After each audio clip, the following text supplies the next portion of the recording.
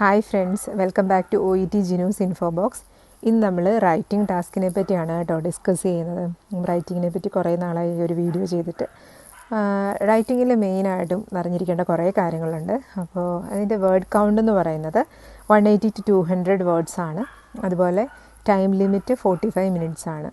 അപ്പോൾ word count 200 വേർഡ്സിനുള്ളിൽ എന്ന് പറഞ്ഞാലും നമുക്കിപ്പോൾ ലൈൻ വൈസ് ഒക്കെ നോക്കുവാണെങ്കിൽ ഒരു 20 to 25 ലൈൻസ് എഴുതാം. അത് അപ്രോക്സിമേറ്റ് ഒരു 200 വേർഡ്സിനുള്ളിൽ നിൽക്കും. പിന്നെ ടൈം ലിമിറ്റിനെ പറ്റി സംസാരിക്കുമ്പോൾ 45 മിനിറ്റ്സ് ആണല്ലോ അലോട്ടഡ് ടൈം. അതിൽ 5 മിനിറ്റ്സ് ശരിക്കും നമുക്ക് എഴുതാൻ പാടില്ല. 5 മിനിറ്റ്സ് കംപ്ലീറ്റ്ലി റീഡിങ്ങിന് വേണ്ടി യൂട്ടിലൈസ് ചെയ്യേണ്ടതാണ്. ഓക്കെ, ഈവൻ എക്സാമിനാണെങ്കിലും ആ 5 മിനിറ്റ്സ് റീഡിങ്ങിന് വേണ്ടി മാത്രം ഉള്ളതാണ്. അപ്പം ഈ 5 മിനിറ്റ്സ് ചെയ്യേണ്ട കാര്യം എന്താണെന്ന് പറഞ്ഞിട്ടുണ്ടെങ്കിൽ റൈറ്റിങ്ങിൻ്റെ ടാസ്ക് വായിക്കുക. ഫസ്റ്റ് തന്നെ റൈറ്റിങ്ങിൻ്റെ ടാസ്ക് വായിച്ചിട്ട് അതിൽ നിന്നും അനലൈസ് ചെയ്തെടുക്കേണ്ട കുറച്ച് കാര്യങ്ങളുണ്ട്. അതായത് റിസീവർ ആരാണ് ആൻഡ് എന്തിനു വേണ്ടിയിട്ടാണ് ഈ ലെറ്റർ എഴുതുന്നത്. പറയുകയാണെങ്കിൽ പറയും പർപ്പസ് ഓഫ് ദ ലെറ്റർ എന്താണ് ആൻഡ് റിസീവർ ആരാണ്. ഈ രണ്ട് കാര്യങ്ങളും റൈറ്റിംഗ് ടാസ്ക് വായിച്ച് നമ്മൾ മനസ്സിലാക്കിയെടുക്കണം. അതിന് ശേഷം അപ്പം ഒരു പ്രാവശ്യം ജസ്റ്റ് ഒന്ന് വായിച്ചതുകൊണ്ട് നമുക്ക് റൈറ്റിംഗ് ടാസ്കിന് ക്ലാരിറ്റി കുറവായിരിക്കും. അപ്പം 2-3 ടൈംസ് നല്ലപോലെ കോൺസെൻട്രേറ്റ് ചെയ്ത് വായിക്കുക. എന്നിട്ട് റിസീവർ ആരാണെന്നും പർപ്പസ് ഓഫ് ദ ലെറ്റർ എന്താണെന്നും മനസ്സിലാക്കുക.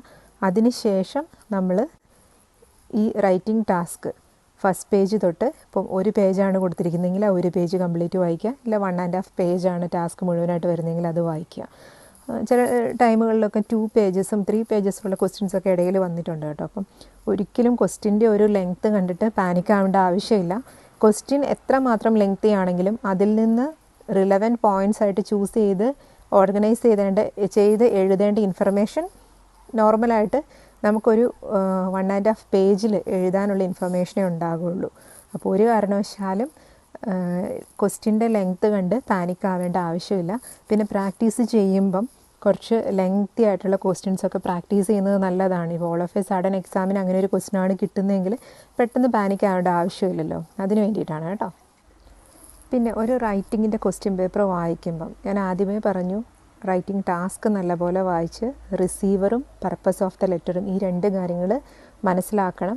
അത് നമ്മുടെ മെമ്മറിയിൽ സൂക്ഷിക്കണം നമ്മൾ ക്വസ്റ്റ്യൻ്റെ ഫസ്റ്റ് പേജ് തൊട്ട് വായിക്കാൻ പോകുമ്പം.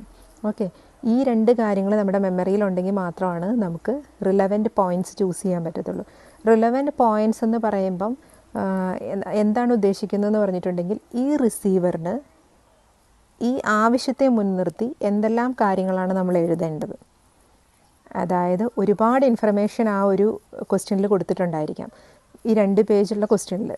പക്ഷേ ഈ റിസീവറിന് ആവശ്യമായ കാര്യങ്ങൾ, നമ്മുടെ ബേസിക് കോൺസെപ്റ്റ് എന്ന് പറയുന്നത് പർപ്പസ് ഓഫ് ദ ലെറ്റർ ആണ്. അപ്പോൾ പർപ്പസ് ഓഫ് ദ ലെറ്ററിനെ ബേസ് ചെയ്തുകൊണ്ട് റിസീവറിന് ആവശ്യമുള്ള കാര്യങ്ങൾ മാത്രം നമ്മൾ ഓർഗനൈസ്ഡ് ആയിട്ട് എഴുതിയാൽ മതി. അപ്പോൾ ഈ പർപ്പസ് ഓഫ് ദ ലെറ്ററും ഹൂ ഈസ് ദ റിസീവർ എന്നുള്ള ആ 2 കാര്യങ്ങൾ നമ്മുടെ മെമ്മറിയിലുണ്ടെങ്കിൽ മാത്രമാണ് നമ്മൾ question from the beginning till the bottom വായിക്കുമ്പം റിലവൻറ്റ് പോയിൻറ്റ്സ് എന്തൊക്കെയാണെന്ന് നമുക്ക് നോട്ട് ചെയ്യാൻ പറ്റത്തുള്ളൂ. പിന്നെ റിലവൻറ്റ് പോയിൻറ്റ്സിനെ കൂടാതെ ഏതൊരു ക്വസ്റ്റ്യനും മാൻഡേറ്ററി ആയിട്ട് നമ്മൾ നോട്ട് ചെയ്ത് പോകേണ്ട കുറേ കാര്യങ്ങളുണ്ട്. അത് എന്തൊക്കെയാണെന്ന് പറഞ്ഞിട്ടുണ്ടെങ്കിൽ name of the patient, age of the പേഷ്യൻറ്റിൻ്റെ ജെൻഡർ, പിന്നെ ഡയഗ്നോസിസ്. സംടൈംസ് ഡയഗ്നോസിസ് തന്നിട്ടുണ്ടാവില്ല കേട്ടോ. എന്തെങ്കിലും സസ്പെക്റ്റഡ്സ് ഒക്കെ ആയിട്ടായിരിക്കും കൊടുത്തിരിക്കുന്നത്. അതല്ലെങ്കിൽ പേഷ്യൻറ്റിൻ്റെ ചിലപ്പോൾ ഏതെങ്കിലും മേജർ ആയിട്ടുള്ള കംപ്ലയിൻസ് ആയിരിക്കും കൊടുത്തിരിക്കുന്നത്. അതും അല്ലെങ്കിൽ ചിലപ്പോൾ സർജറി നെയിമൊക്കെ ആയിരിക്കും തന്നിരിക്കുന്നത്. അപ്പം പേഷ്യൻറ്റിൻ്റെ പ്രസൻറ്റ് ഇഷ്യൂ എന്താണ് അല്ലെങ്കിൽ ഡയഗ്നോസിസ് എന്താണെന്നുള്ളത് ക്വസ്റ്റ്യൻ പേപ്പർ ഫുള്ള് വായിച്ച് കഴിയുമ്പോഴത്തേക്കും നമ്മൾ മനസ്സിലാക്കിയിരിക്കണം. ഇനി ജെൻഡർ ആണെങ്കിൽ ചില കേസുകളിൽ എവിഡൻ്റ് ആയിട്ട് കൊടുത്തിട്ടുണ്ടാവില്ല. ചിലപ്പോൾ വിഡോന്നോ വിഡോവർന്നോ അല്ലെങ്കിൽ ഹീ ഷീന്ന് എവിടെയെങ്കിലും ഒന്ന് മെൻഷൻ ചെയ്തിട്ടേ ഉണ്ടാവുള്ളൂ. അപ്പം നമ്മൾ അത്രമാത്രം കീനായിട്ടത് വായിച്ച് മനസ്സിലാക്കിയാൽ മാത്രമാണ് ഈ പറയുന്ന കാര്യങ്ങളൊക്കെ നമ്മൾ നോട്ട് ചെയ്യത്തുള്ളൂ. നമ്മുടെ മനസ്സിൽ എപ്പോഴും ഒരു എയിം ഉണ്ടാവണം, ഞാൻ ഈ പറയുന്ന കാര്യങ്ങളൊന്നും വിട്ടു പോകരുത്, ഇതൊക്കെ കൃത്യമായിട്ട് വായിക്കണം. പിന്നെ എല്ലാ കാൻഡിഡേറ്റ്സും ശ്രദ്ധിക്കേണ്ട ഒരു കാര്യമുണ്ട്. From the beginning till the bottom നമ്മൾ ഈ ക്വസ്റ്റ്യൻ പേപ്പർ വായിച്ച് തീർക്കുമ്പോൾ നമ്മൾ അറിഞ്ഞിരിക്കണം ഇതൊരു നോൺ കേസ് ആണോ, അതോ ഈ ലെറ്റർ റിസീവ് ചെയ്യുന്ന ആൾക്ക് ഈ പേഷ്യൻറ്റിനെ പറ്റി ഒന്നും അറിയില്ലെന്നാണോ, അതോ ഇനി എന്തെങ്കിലും അറിയാമോ. നോൺ പേഷ്യൻ്റ് എന്ന് ഉദ്ദേശിക്കുന്നത് ഓൾറെഡി റിസീവറിന് ഈ പേഷ്യൻറ്റിനെ അറിയാം. അപ്പം ഈ ഒരു സിറ്റുവേഷൻ നമ്മൾ അനലൈസ് ചെയ്തെടുക്കണം. ഇങ്ങനെയുള്ള കാര്യങ്ങളൊക്കെ മസ്റ്റായിട്ടും നോട്ട് ചെയ്യേണ്ടതാണ് കേട്ടോ. പിന്നെ അഡ്മിഷൻ ഡേറ്റും ഡിസ്ചാർജ് ഡേറ്റും തന്നിട്ടുണ്ടെങ്കിൽ അത് നോക്കണം. ഇനിയിപ്പോൾ മൾട്ടിപ്പിൾ വിസിറ്റ്സോ 1 or 2 വിസിറ്റ്സ് ഒക്കെ ഉള്ള പേഷ്യൻ്റാണ് ഒ പി ഡിയിൽ വന്നതൊക്കെ ആയിട്ടുള്ള കേസ് ഹിസ്റ്ററി ഒക്കെ ആണെങ്കിൽ ഫസ്റ്റ് വിസിറ്റ് എന്നാണ്, സെക്കൻഡ് വിസിറ്റ് എന്നാണ്, ലാസ്റ്റ് വിസിറ്റ് എന്നാണ്, ഈ കാര്യങ്ങളൊക്കെ നോക്കുക. എത്ര ആ ഒരു ഡ്യൂറേഷൻ എത്ര ആണ് എന്ന് വെച്ചാൽ 1 വീക്കിലാണോ 2 വിസിറ്റ്സ് വന്നിരിക്കുന്നത്, അതോ കഴിഞ്ഞ 1 ഇയറിലാണോ 2 വിസിറ്റ്സ് വന്നിരിക്കുന്നത്, അങ്ങനത്തെ കാര്യങ്ങളൊക്കെ നോട്ട് ചെയ്യുക. അതറിഞ്ഞിരിക്കേണ്ടത് വളരെ ഇമ്പോർട്ടൻ്റ് ആണ്. കാരണം നമ്മൾ പിന്നീട് ലെറ്ററിങ് എഴുതി തുടങ്ങുമ്പം ഇങ്ങനെയുള്ള കാര്യങ്ങളൊക്കെ നോട്ട് ചെയ്താൽ മാത്രമാണ് നമുക്ക് റിലവൻ്റ് ആയിട്ടുള്ള ഇൻഫർമേഷൻ ഒരു ഓർഗനൈസ്ഡ് വേയിലോട്ട് കൊണ്ടുവരാൻ പറ്റത്തുള്ളൂ. കിട്ടുന്ന 5 മിനിറ്റ്സ്, റീഡിങ് ടൈമായിട്ട് കിട്ടുന്ന 5 മിനിറ്റ്സ് നല്ല പോലെ യൂട്ടിലൈസ് ചെയ്യുക. ഫോക്കസ്ഡ് ആയിരിക്കണം. നല്ല പോലെ ഫോക്കസ് ചെയ്ത് ക്വസ്റ്റ്യൻ പേപ്പറിൽ കൊടുത്തിരിക്കുന്ന ഏറ്റവും ഇസ്ഡ് ഇൻഫർമേഷൻ വായിക്കുക. അതിൽ പർപ്പസ് ഓഫ് ദി ലെറ്ററിനെയും റിസീവറിനെയും ബേസ് ചെയ്ത് റിലവൻ്റ് ആണെന്ന് തോന്നുന്ന പോയിൻറ്റ്സ് ഫസ്റ്റ് 5 മിനിറ്റ്സ് നമുക്ക് പെന്നോ പെൻസിലോ എടുക്കാനുള്ള പെർമിഷൻ ഇല്ല. അപ്പം 40 മിനിറ്റ്സ് സ്റ്റാർട്ട് ചെയ്യുമ്പോൾ ഇമ്മീഡിയറ്റ്ലി പെൻസിൽ എടുത്തത് അണ്ടർലൈൻ ചെയ്യുക. അണ്ടർലൈൻ ചെയ്യുന്നത് എന്തിനാണെന്ന് വെച്ചിട്ടുണ്ടെങ്കിൽ പിന്നീട് നമ്മളത് ഓർഗനൈസ് ചെയ്ത് എഴുതുമ്പം ഏതൊക്കെ ഇൻഫർമേഷൻ അല്ലെങ്കിൽ ഏതൊക്കെ കേസ് നോട്ട്സ് ഇൻക്ലൂഡ് ചെയ്യണമെന്നുള്ളതിൽ ഡൗട്ട്സ് ഉണ്ടാവത്തില്ല. അതിന് വേണ്ടിയിട്ടാണ്. പിന്നെ എപ്പോഴും നമുക്ക് പ്ലാനിങ്ങിന് വേണ്ടിയിട്ട് കുറച്ച് സമയം നമ്മൾ സ്പെൻഡ് ചെയ്യണം. പ്ലാനിങ്ങിന് വേണ്ടി നമ്മൾ ടൈം എഫക്റ്റീവായിട്ട് യൂട്ടിലൈസ് ചെയ്തിട്ടുണ്ടെങ്കിൽ വൺസ് നമ്മളത് പേപ്പറിലോട്ട് എഴുതി തുടങ്ങുമ്പോൾ നല്ല ഈസി ആയിട്ട് നമുക്കത് ഡിസ്ക്രൈബ് ചെയ്യാൻ പറ്റും. അപ്പോൾ എഴുതി തുടങ്ങുന്നതിന് മുൻപ് ഈ റിലവൻ്റ് ആയിട്ടുള്ള ഇൻഫർമേഷൻ റിസീവറിനോട് എങ്ങനെ ഓർഗനൈസ്ഡ് വേയിൽ എക്സ്പ്ലെയിൻ ചെയ്യാം എന്നുള്ളതാണ് നമ്മൾ ചിന്തിക്കേണ്ടത്. ലെറ്ററിൻ്റെ ഫോർമാറ്റ് എന്ന് പറയുമ്പം അത് ഫസ്റ്റ് നമ്മൾ ഡേറ്റ് എഴുതും, അതിനുശേഷം റിസീവറിൻ്റെ അഡ്രസ്സ് എഴുതും.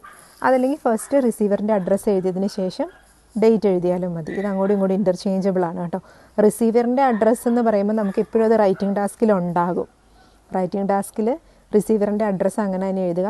നോർമലി നമ്മൾ എഴുതുന്നത് റിസീവറിൻ്റെ നെയിം ഉണ്ടാകും. അപ്പോൾ ആ നെയിം എഴുതുക. പിന്നെ most of the times position കൊടുത്തിട്ടുണ്ടാവും, പൊസിഷൻ എഴുതുക. പിന്നെ ഹോസ്പിറ്റലോ കമ്മ്യൂണിറ്റി ഹെൽത്ത് ക്ലിനിക്കോ എന്താണോ ആ ഒരു ഇൻസ്റ്റിറ്റ്യൂട്ടിൻ്റെ അല്ലെങ്കിൽ ആ ഓർഗനൈസേഷൻ്റെ ഒക്കെ പേരുണ്ടാവും, അത് എഴുതുക. നെക്സ്റ്റ് പ്ലേസ്, ബാലൻസ് ഉള്ള അഡ്രസ്സ് എഴുതുക. അതിനുശേഷം നമ്മൾ എഴുതേണ്ടത് റെഫറൻസ് ആണ്. അപ്പോൾ റെഫറൻസ് എഴുതുമ്പോൾ ക്യാപിറ്റൽ ലെറ്റേഴ്സിൽ RE എന്ന് എഴുതിയിട്ട് സെമിക്കോളൻ ഇട്ടിട്ട് നെക്സ്റ്റ് ഏത് പേഷ്യൻറ്റിനെ പറ്റിയാണോ നമ്മൾ ഈ ലെറ്റർ എഴുതുന്നത് ആ പേഷ്യൻറ്റിൻ്റെ പേരാണ് അവിടെ എഴുതേണ്ടത്. അപ്പം പേഷ്യൻറ്റിൻ്റെ പേര് ഇപ്പം തോമസ് ഡേവിഡ് എന്നാണെങ്കിൽ എബവ് 18 ഇയേഴ്സ് ആണെങ്കിൽ മിസ്റ്റർ തോമസ് ഡേവിഡ് എന്ന് അവിടെ എഴുതുക. ഒരു കോമ ഇട്ടിട്ട് ഏജ് എന്ന് എഴുതിയിട്ട് ഒന്നെങ്കിൽ സെമിക്കോളൻ അങ്ങനെ ഇട്ടിട്ട് ഏജ് എത്രയാണെന്ന് വെച്ചാൽ തന്നിട്ടുണ്ടെങ്കിൽ എഴുതുക. ഇനി സപ്പോസ് ഏജ് തന്നിട്ടില്ലെങ്കിൽ ഡേറ്റ് ഓഫ് ബർത്ത് ആണ് തന്നിട്ടുള്ളതെങ്കിൽ നമ്മൾ ഏജ് കാൽക്കുലേറ്റ് ചെയ്യണം. ഇവിടെ ഇപ്പം ഏജ് എന്ന് എഴുതിയിട്ട് 63 എന്ന് എഴുതാം, അല്ലെങ്കിൽ ഏജ്ഡ് 63 ഇയേഴ്സ് എന്ന് എഴുതാം.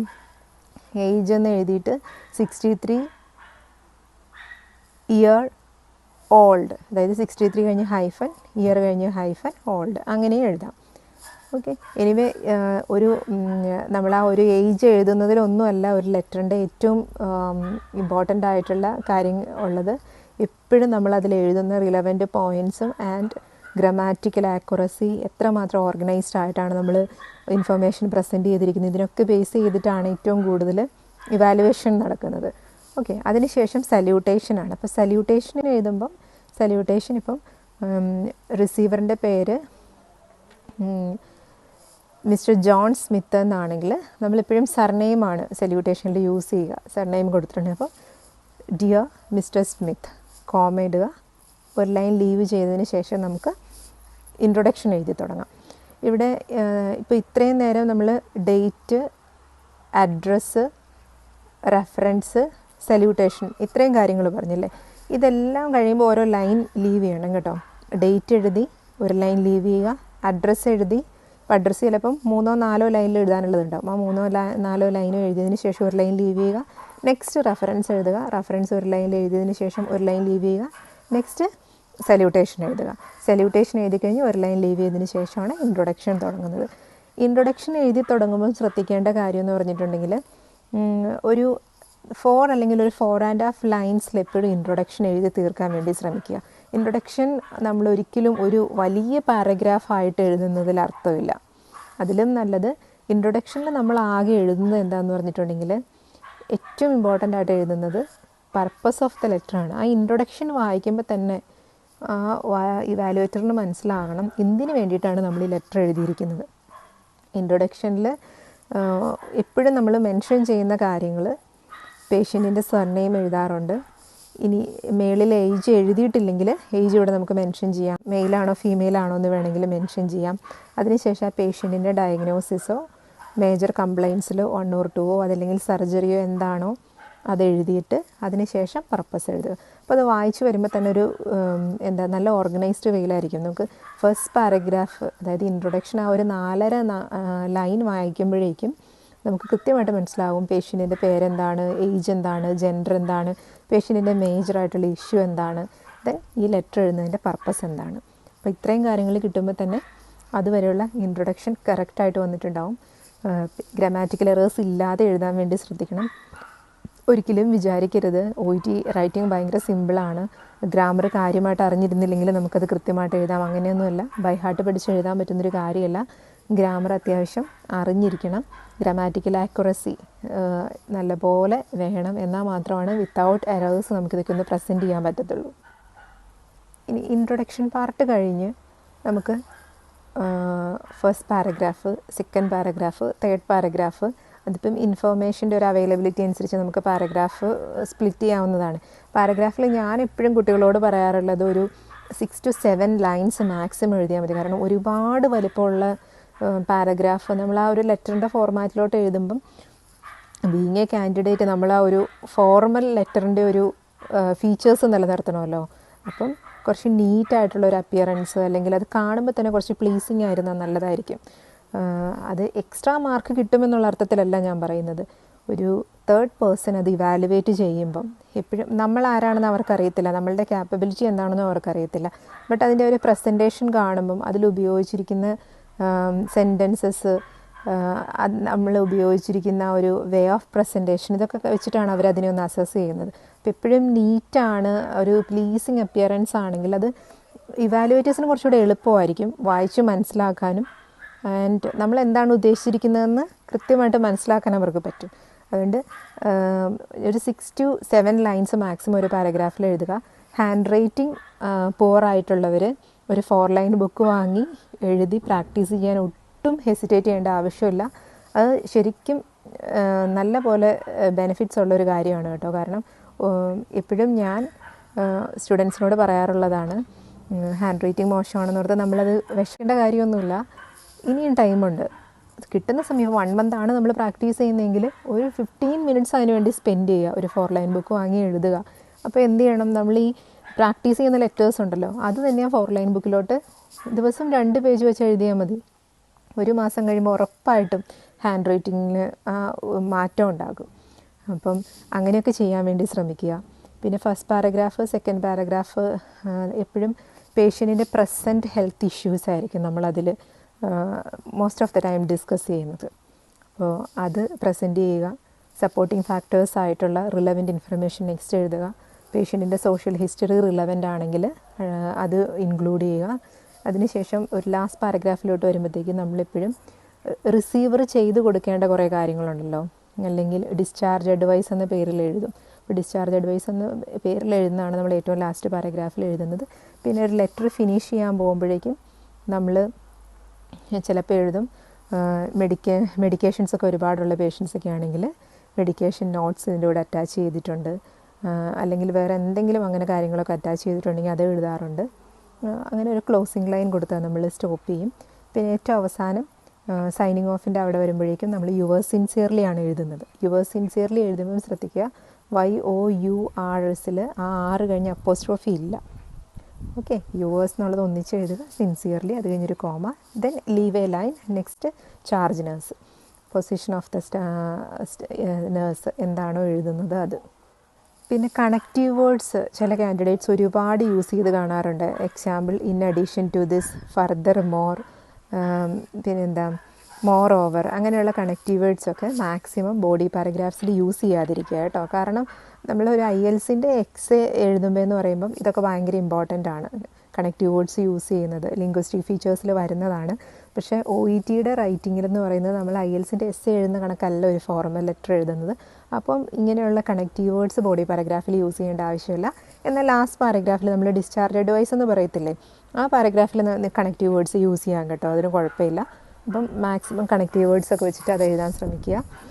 പിന്നെ ഞാൻ മുൻപും പറഞ്ഞിരുന്നു ഗ്രാമാറ്റിക്കൽ ആക്യുറസി വളരെ ഇമ്പോർട്ടൻ്റ് ആണെന്നുള്ളത്. അപ്പം ഗ്രാമാറ്റിക്കൽ ആക്യുറസി എന്ന് പറയുമ്പം ടെൻസസ് ആണ്. It's all about tenses. നല്ലപോലെ പഠിക്കണം.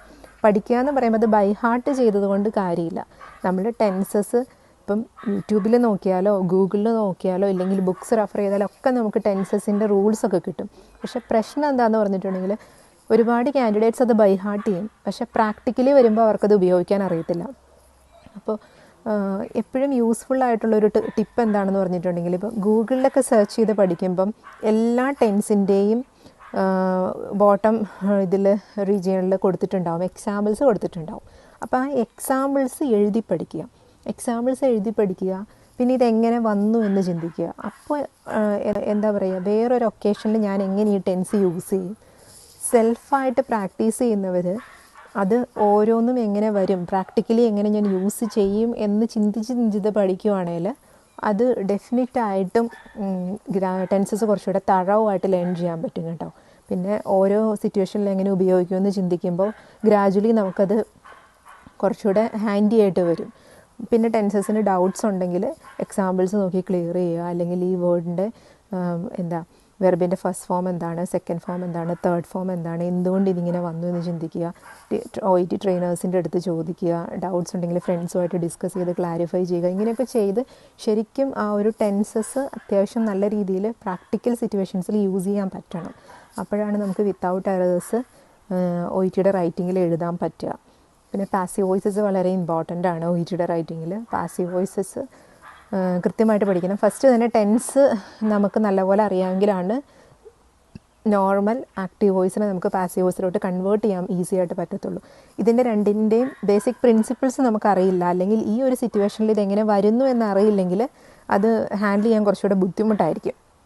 ഒരുപാട് യൂസ്ഫുള്ളായിട്ടുള്ള സോഴ്സസ് ഓഫ് ഇൻഫർമേഷൻ ഉണ്ട് ഗൂഗിളിലൊക്കെ. അപ്പോൾ അതൊക്കെ സെർച്ച് ചെയ്ത് പഠിക്കാൻ വേണ്ടി ശ്രമിക്കുക. എക്സാമ്പിൾസ് എഴുതി പഠിക്കുക. ഇതൊക്കെയാണ് നമുക്ക് ചെയ്യാൻ പറ്റുന്ന കാര്യങ്ങൾ. ടെൻസസിൽ തന്നെ എപ്പോഴും ഒരു OETയുടെ കാൻഡിഡേറ്റ് തറവായിരിക്കേണ്ട കുറച്ച് ടെൻസസ് എന്ന് പറയുന്നത് simple past, simple present, present perfect tense, past perfect tense. ഈ 4 ടെൻസുകളും കൃത്യമായിട്ട് അറിഞ്ഞിരിക്കണം. കണ്ടിന്യൂസ് ടെൻസുകൾ ഉപയോഗിക്കാൻ ഞാൻ അത്രയധികം സ്റ്റുഡൻസിനെ എൻകറേജ് ചെയ്യാറില്ല. എന്നാലും കണ്ടിന്യൂസ് ടെൻസുകൾ ഉപയോഗിച്ച് അത് വിത്തൗട്ട് എറേഴ്സിൽ ഉപയോഗിക്കാൻ വേണ്ടി ശ്രദ്ധിക്കുക. കാരണം ഗ്രാമാറ്റിക്കൽ ആക്യുറസി ഇല്ലാതെ ഒരിക്കലും നമുക്ക് B ഗ്രേഡ് നേടാമെന്നുള്ളൊരു സ്വപ്നമല്ല കാണേണ്ടത്. ഇതെല്ലാം ഞാൻ കൃത്യമായിട്ട് പഠിച്ച് കണ്ടിന്യൂസ് ആയിട്ട് പ്രാക്ടീസ് ചെയ്ത് B ഗ്രേഡ് എനിക്ക് റൈറ്റിങ്ങിന് വാങ്ങിക്കണം, അല്ലെങ്കിൽ ഓൾ മൊഡ്യൂൾസിന് വാങ്ങിക്കണം എന്നുള്ളതായിരിക്കണം ഓരോ കാൻഡിഡേറ്റ്സിൻ്റെയും എയിം. OET റൈറ്റിങ്ങിൻ്റെ ഒരു ജനറലായിട്ടുള്ള ക്രൈറ്റീരിയാസ് അല്ലെങ്കിൽ അതിൻ്റെ ഒരു കുറേ ഇൻഫർമേഷനാണ് നമ്മളിന്ന് ഡിസ്കസ് ചെയ്തത്. അപ്പം ഇതിനെപ്പറ്റിയുള്ള ഡൗട്ട്സോ ക്ലാരിഫിക്കേഷൻസോ ഉണ്ടെങ്കിൽ കമൻറ്റ് ബോക്സിൽ ഇടാവുന്നതാണ്. അപ്പം subscribe for next videos. Thank you for listening.